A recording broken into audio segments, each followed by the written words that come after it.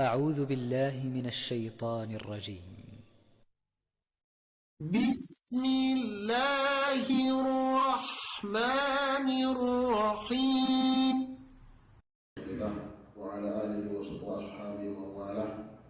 أما بعد، الدرس الرابع درس أفرفادا من دروس تفسير كتاب الله العزيز. الدرس الرابع في مبحث لفظ الجلالة، مباحث لفظ الجلالة كيستها على جدالة وهي لفظ الجلالة كيست تها جدتون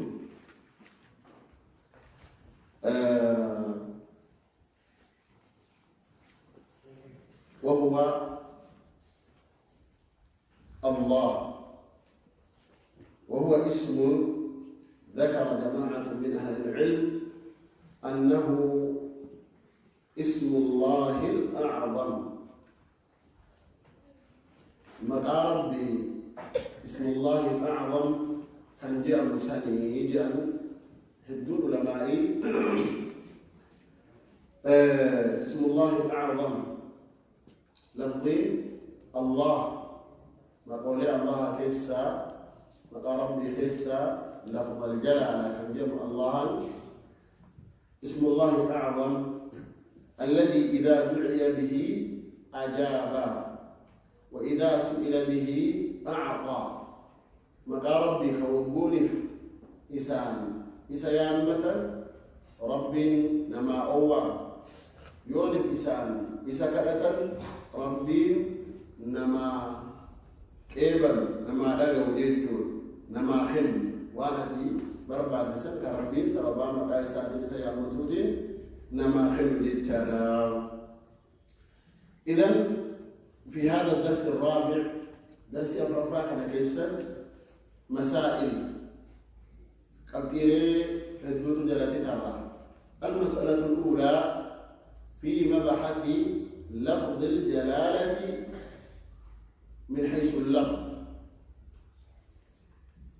المسألة الأولى في خصائص هذا الاسم، مقام الله كان خاصية إنك من سائر أسماء الله عز وجل، مقام ربي كانين الرا خاصية كم قضاء الله كن خاصية كم قضاء من جهة اللفظ، وله خصائص من جهة المعنى، وهو المسألة الثانية.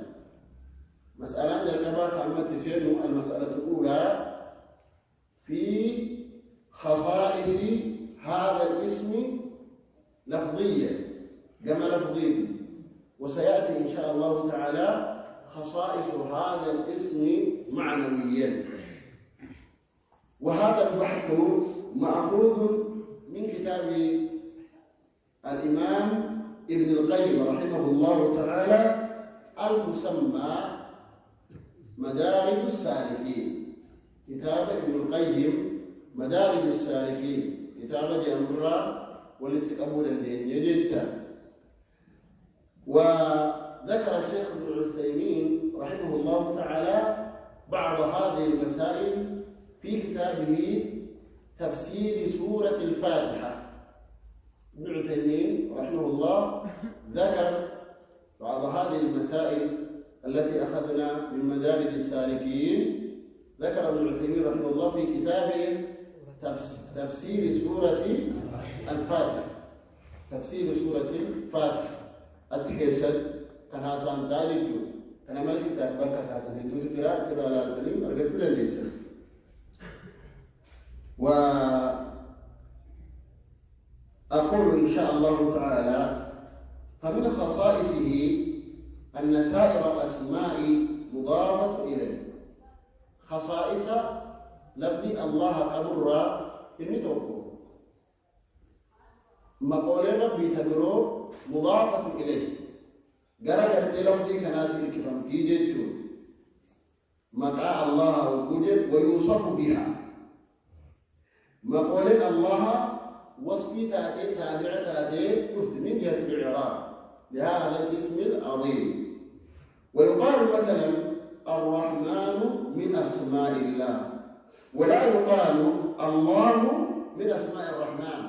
نجاب رحمن مكا الله راي، رحيم مكا الله راي، كريم مكا الله راي، جاء عليه الله مكا رحمن مكا رحيم مكا كريم، الكريم جاء ونحو ذلك. ومن الخصائص، وقال ابن عثيمين رحمه الله تعالى في كتابه تفسير سورة الفاتحة: لم يأتي من جهة الإعراب هذا اللفظ تابعا إلا في موضع واحد من كتاب الله عز وجل، في قوله عز وجل: إلى صراط العزيز الحميد، إلى صراط العزيز الحميد الله له ما في السماوات وما في الأرض، في سورة إبراهيم، في أول سورة إبراهيم. التقبض جاء لفظ الجلالة من جهة الإعراب تابعا لما قبله. ومن خصائصه الثاني اللي لما قال خصائصه سارة أنه مستلزم لجميع معاني الأسماء الحسنى. مكا ربي ومكا ربي خنديو كيسدي هند الله رب جل كيسا دال عليها بالإجماع. أكا سورة الفاتحة والقرآن خيسدي هند رتولي كالجديد على سبيل ماذا؟ الإجمال. أكا جنسا ولفظ الجلالة دال على معاني جميع أسماء الحسنى على سبيل الإجمال. وأما كربه دخل سجره وكيس الله يقول فيه معنى الرحمن ومعنى الرحيم ومعنى الرب ومعنى الكريم ومعنى الجبار ومعنى العظيم ومعنى الحميد وإلى غير ذلك من معاني أسماء الله عز وجل. واني مكارب بخيس جراهندي مجتمع في هذا الاسم العظيم بالإجمال. وسائر الأسماء الحسنى تبيين لصفات الإلهية. صفات الإلهية أنا بيّن سيدي تبيرون، وكل ما تبين تلك الأسماء من صفات الإلهية مجتمعة في معنى الله، معنى لفظ الجلالة كيف ولد تقدم. ومن خصائصه أنه لا يسقط عنه الألف واللام. خصائص إني أبرر ألف لام أو ألف إبراهيم دربا في حال النداء، حال النداء كيف بل تقول اللهم ارحمني جد. وفي سائر أسماء الله عز وجل تحذف الألف واللام عند النداء. ما قول ربي تبروح السد وقال داغونو ندربا ألف لامي. فمثلا تقول ماذا؟ يا رحمن ويا رحيم ويا جبار ويا كريم. هل تقول يا الكريم؟ الكريم جدا من جد. إذن من خصائص هذا الاسم أن الألف واللام لا تحذف عند ماذا؟ عند النداء. وهذا من خصائصه. ذكر الشيخ الفاضل عبد الرزاق بن عبد المحسن البدري في كتابه أسرار أسماء الله الحسنى، فقه الأسماء الحسنى، فقه الأسماء الحسنى، كتاب أبو قيس قاسد البدر. ومن خصائصه أنه الاسم الذي اقترنت به عامة الأذكار. ذكر الهندي مقع الله جاء بخلتك إنجويتين كالتهليل لا إله إيش؟ هل تقول لا إله إلا الرحمن؟ هل سمعت هذا؟ ما سمعت. هل تقول لا إله إلا الكريم؟ لا إله إلا الجبار؟ هل تقول هذا؟ لم يسمع ولم يرد في الأذكار. إذن بل تقول ماذا؟ لا إله إلا الله. جميع الأذكار بلفظ الجلالة، وهذه كلها تدل على ماذا؟ في دلالة على خصوص هذا الاسم، خاصية ما اسمك أنا ردد لجدة. والتكبير تقول الله أكبر، هل تقول الرحمن أكبر؟ هل ورد هذا؟ لا ورد، فكلامه غير فيه. وهذا من خصوصية هذا اللفظ العظيم. والتحميد تقول الحمد لله، هل تقول الحمد للرحمن أو للرحيم أو للجبار؟ هل ورد هذا؟ ما ورد. إذن هذه من خصائص هذا اللفظ العظيم. والاسترجاع إنا لله وإنا إليه راجعون، هل تقول إنا للرحمن وإنا إليه راجعون؟ هل ورد هذا؟ ما ورد. والبسملة تقول بسم الله الرحمن الرحيم، هل ورد بسم الكريم الرحمن الرحيم؟ ما ورد.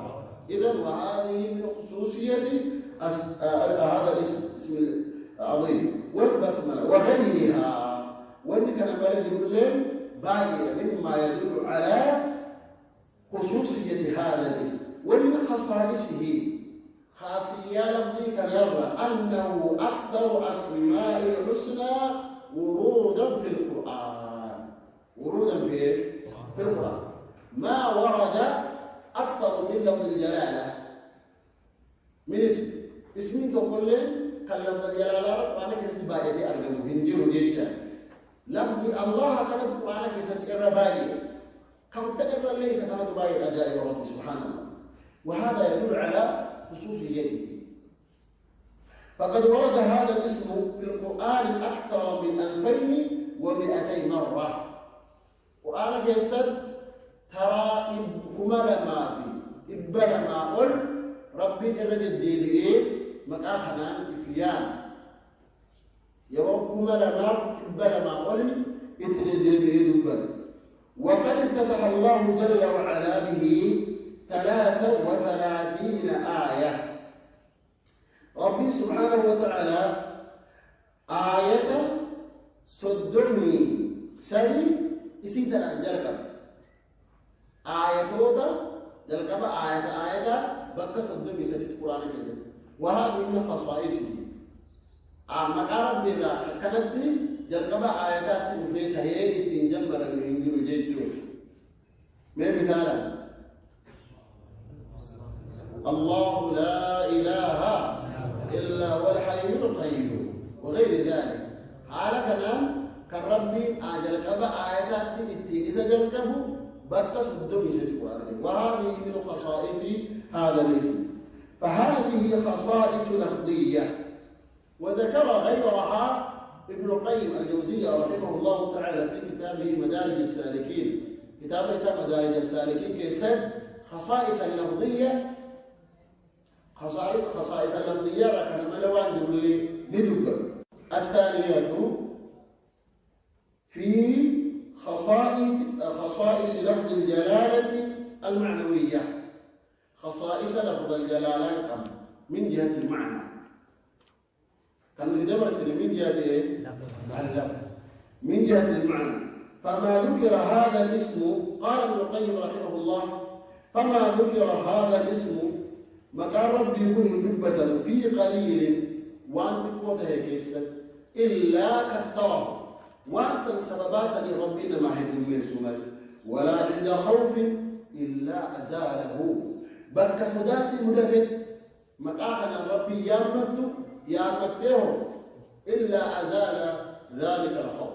ربي سداسا سرا ديمسي سمالي ولا عند كرب إلا كشفه بك إنكيس مدد يا الله يوجب تنكيس ربي سرا أصحاب ربي سرا كاسمل انت ولا عند هم وغم إلا فرجه بك إنكيس مدد بك هلال سمدد يا الله قامت جد ربي أمته ربي سبحانه وتعالى هلال سرا ديمسي له جدال. ولا عند ضيق إلا وسعه بكتين كيس مدد يا الله يوجد ربي يا من ربي تنكيسا سرا لا تسملي هنتان جدًا ولا تعلق به ضعيف إلا أفاده قوة ضعيف لنما لا فانما يا الله يوجد سبباقنا ربي نسأل اسم الله الضعيف يتقوى بسبب النداء بهذا الاسم سببا مقاخنا ربي خنك يا مدود أتلا فان مسكين رب العالمين اسمه خنجبه سجدك مقا ضعيف لله يوئسا ربي إسا يامد ربي إسا سجبه ولا دليل إلا أنا له العزة مقا تنكاتا نمال كنما براتي تنكاتا يوخنا ربي يامد الله سبحانه وتعالى يناله عزة سببا مقاخنا نسايا مدوتي ربي جبين ساكن جيجان ولا فقير إلا أصار ربي سبحانه غنيا مسكين فقير يوم مقاخنا ربي يامد ربي دريس إساتات سمالنا لأنه على ما قال كثير من أهل العلم اسم الله الأعظم الذي إذا دعي به ماذا؟ وإذا سئل به ماذا؟ مقا ربي تقايدا الله أقول مقا ربي خيونا من إتيسا يامن ربي جلا مرحباجي والي يوني بأتي إسا يامن كسي جلا إتني أوه مقا كسي كلامه ضعيف يا الله ربي جبين إساك يوم مسكين يا الله ربي دريس إسا تاسيسا جيجان ولا مستوحش إلا آنسه مكانا من أمنا نمني مكان نمني تردان التبوتي نمني خطاها يا الله قابلني جو ربي مكو إسابات أمنا إسابات ربي إسابوات بوارتي gammachuu isaa kenneen irritaa yookiin mukuu yookiin humna san keessa rabbiin isa baasa jechaadha walaa magluubin illaa ayyada maqaa namni injifatan yaa allah yooji rabbiin injifatamuu san jala isa baasa wanasara ka rabbiin isa baasa nisiidu فهو الاسم الذي تكشف به الكربات إني مقال أبر تكشف به سببا إسخنا ربي أمتوتي كنتين مرة فورا وتسترفع به السيئات كإسيتنا مقاخنا يوني بأتي ربي أمتي كربي هم تسرى يا الله يا فأتي ربي أمت ربي هم تسن كسرى سجدتا وتستجلب به الحسنات كان يو أتجاري تكبر بادي يا الله جد جاري أتبر باد كربين سبباسني سيتاس جدّلا أسأل الله لي ولكم السداد والإخلاص والتوفيق ورمت آخنا ربي عمتي وأمر باد ربي رأرجته نافي اسم الله ربي وعتاسسه ما بدي قال نبي الله يونس لا إله إلا أنت سبحانك إني كنت هنقولوا جابر هنقولوا مالك وان بيدنا كيف تجوه دبينا بيجي فكشفنا ما به من غم والدليل على أن بسم الله تكشف به الهموم والغم نمني هم نسات نمني غم نسات رب سبحانه راجما والرجال لا إله إلا أنت سبحانك إني كنت من الظالمين فكشفنا به قال نبي الله أيوب أني مسني مالي أني مسني الضر وأنت أرحم ما فاستجبنا له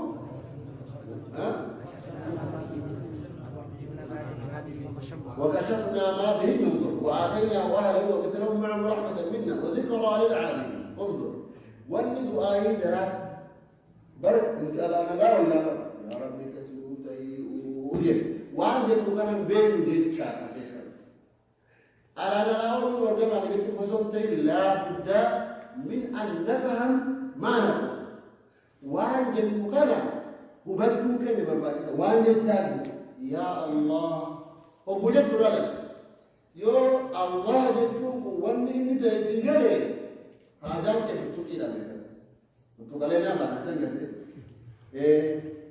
كان أقول لك بنورا برباك وان يتو تجروسا بيكو فهم يا الله إذا ومنجو أدري إيسا ميزان الفاتنة قرتي وان يتاج رقابة بيني إذا ربي كان يعمل والله ربي قريب من المحسنين ادعوني أستجب ادعوني أكسب ادعوني سندادا نخرت ربي بامسك كأني يدوني هم قاوان بينك وإلا ولم يتجنوا في ولد خان جامس قرارهم لا كيس ما هو يتكالي كاتمو مدرساني في نمني ولا لا نكتبه مالي بيكوسا جرجري فاتحة قبل يوبرك سورة القرآن هم يسيقلون لماذا؟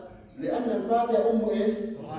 أم القرآن تندردرين القرآن يقول صدمه في القرآن فاتحة سيقل لهم القرآن يقول صدمه سيقل من الأسماء والصفات ودلالاتها وأن القرآن يقول إرتي لكتير تقول فيه أقوى سورة الفاتحة إجمالا القرآن مدى قبل خنا وقرآن يرتب كثير تولاد بخنا يو سورة الفاتحة سريت موديل تفسير اللي بيقوله قرآن بيجي صدق إجمالا برنت أما قال نجي كنجي جتو ضروري فهم جام عالم السلام عنده سنغاز قال بيفتو سنما بردا إيكاوي أفاد ربا غير أفاد رموت ترجم يجو بروا برباني سواء بلا بروري لندي بل قرآن ربي قرأه للفهم لمراد ربنا تبارك وتعالى وأن القرآن تفسير قرأه برباك سيدي قال بكالي هيك جتته كوكو بصون تاوي ما نقرأ تفسير قرأه برباك مراد رب العالمين وأني قلت القرآن أنا رافع أكفهمه وأنا أنا ربي جل مراد ربي جل وأنا أنا فهمه في جاب سب فهمي كمان يوم مجرد الصوت والسرد قرآن الجل يقوفون فكيها نقول عالما لنا نقول جدا كنا ورا ربي فهم سيد ربنا عزيز وذكر غير ذلك الشيخ ابن القيم رحمه الله تعالى فمن أراد أن ينظر بأبسط من هذا كان رب لنا نمل عليه أرجو بربادي أتخي ستدي به لانو لله وهذه هي المسألة الثانية إسنتم مسألة لما فات جدّا كان درسي أفرفاك ستي أرجمتو إن شاء الله أنك خنبري فتنيفو